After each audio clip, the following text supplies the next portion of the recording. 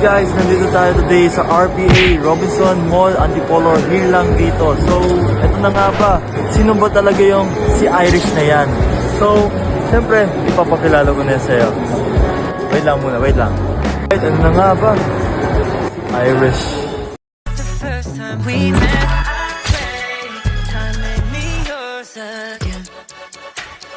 No one sees me like this. How does she put that heat like stress? I need a second to breathe like. Yes, siya na nga, si Irish. You see guys, yes, tapos na tayo magpa-screen protector ng ating Oppo A6C.